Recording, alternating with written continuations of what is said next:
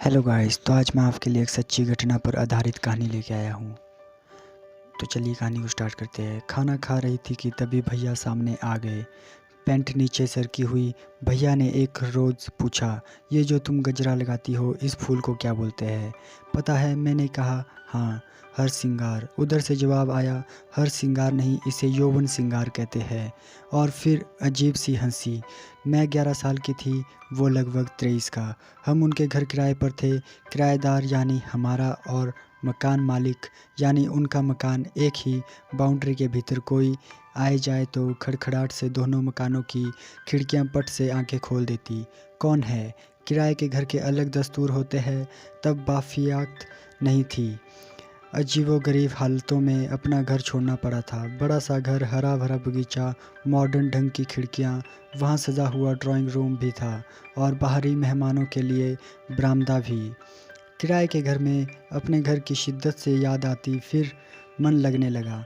बच्ची थी, मकान मालिक का घर मेरा एक्सीडेंट घर बन गया। दीदियाँ मिली और भैया, उनके यहाँ बैंगन की सब्ज़ी बहुत मज़ेदार बनाती, और कड़ी, अनारस भी, और मेरी माँ का बनाया तो सब कुछ ही बेस्ट होता था। दोनों घरों से कभी कटोरियाँ आती, कभी थालियाँ जाती। मेरे लिए सब नया था। बिजली गुल होना हमारे लिए दिवाली लेकर आता। दोनों घरों को लोग बाहर निकल आते, गप्पे होती, स्कूल, राजनीति, सीरियल। हम भाई बहन छोटे थे, लेकिन राजनीति पर तब खुलकर बात बोलते। कभी अंतराक्षरी होती तो मारपीट की नौबत आ जाती। किराए के घर में एक और चीज़ भी थी जो मुझे बेहद पसंद थी। हमारे घर के पीछे हर सिंगार का पेड़। मेरे रूम की खिड़की उसी पेड़ के सामने खुलती। सुबह होती तो ज़मीन सफ़ेद नारंगी फूलों का कालीन बन जाती। मैं गजरा, बालों की बेड़ी बनाने लगी। वह नहाऊं या ना नहाऊं, लेकिन हर इतवार गजरा लगता। गजरा निकालते हुए फूलों को बालों में पक्का कर लेती कि खुशबू बनी रहे। उसने कहा, हर सिंगार नहीं, इसको यौवन सिंगार कहते हैं। पड़ोस मकान मालिक के बेटे के भैया देखते एक रोज़ पूछा, ये जो तुम गजरा लगाती हो इस फूल को क्या बोलते हैं? पता है, मैंने कहा, हाँ, हर सिंगार। उधर से जवाब आया, हर सिंगार नहीं, इसे यौवन सिंगार कहते हैं। और फिर अजीब सी हंसी। मैं सहम गई, बच्ची थी। लेकिन पता नहीं क्या हुआ कि मैंने फिर गजरा नहीं लगाया, किसी से इसका जिक्र भी नहीं किया। शायद मामूली बात थी, लेकिन यही शुरुआत थी। मेरा सुबह का स्कूल होता, भाई दीदी दोपहर में जाते, माँ भी दोपहर की शिफ्ट में थी। घर पर ताला रहता। मैं लौटती तो चाबी देने के लिए वही भैया मिलते। मैंने ताला खोला ना तो सीख लिया, लेकिन गैस ऑन करना मुझे तब आता नहीं था। किचन के काम में इतनी कच्ची कि डालडा और घी में फ़र्क किए बिना डालडा डालकर दाल पी लेती। गैस पर खाना गर्म कर देने का प्रस्ताव आया। मैं राज़ी हो गई। भैया आने लगे। स्कूल से लौटती तो सिर्फ खाना गर्म कर देने के लिए वो इतने बेचैन दिखते कि इंजीनियरिंग के बाद यही जीवन का मकसद हो। गर्म खाने के लिए उस हाँ ने मेरा बचपन तितर बितर कर दिया। भैया बैठने लगे। पहले मैं और वो अलग अलग चेयर पर, फिर वो मेरी चेयर के पास फर्श पर, फिर सांस मुझ तक आए। उनकी सांसें तेज़ रहती। अजीब लगता, लेकिन कुछ समझ नहीं आता था। वो ज़माना भी आज से काफ़ी पीछे था, लगभग आधे युग ही मान ले। फिर एक रोज़ वो मेरे गालों पर सहलाने लगे। मैं डर भागने की कोशिश में हंसते हुए सिर हिलाने लगी। ऐसे ही पकड़ाइए, मैं ना आऊँ।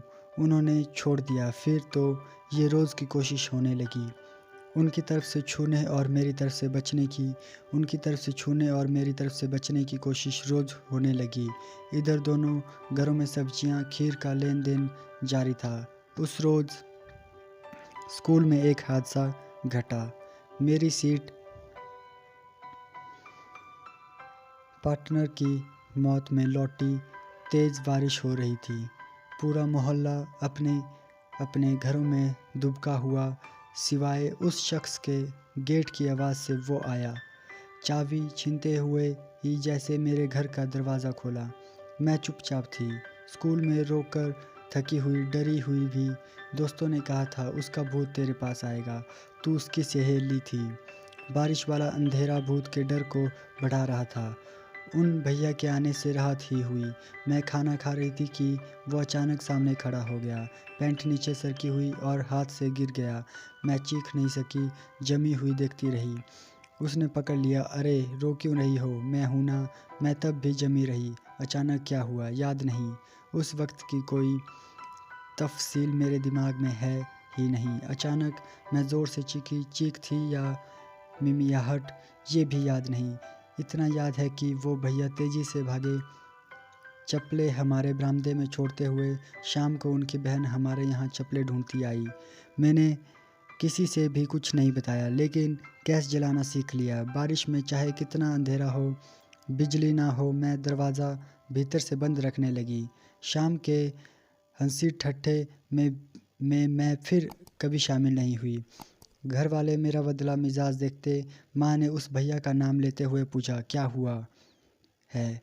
क्या पुतलियाँ मुझ पर जमी हुई जैसे कह रही हो? आज सच मत बोलना। मेरी माँ दुनिया की सबसे उजली सबसे मजबूत माँ तब तक बहुत थक चुकी थी। पहली बार माँ ने झूठ कहा। माँ से सच ही बोलने वाली बेटी इस अकेले और ऐसे सैकड़ों मामलों में फिर हरदम झूठ बोलती रही। Thanks for watching my video and welcome.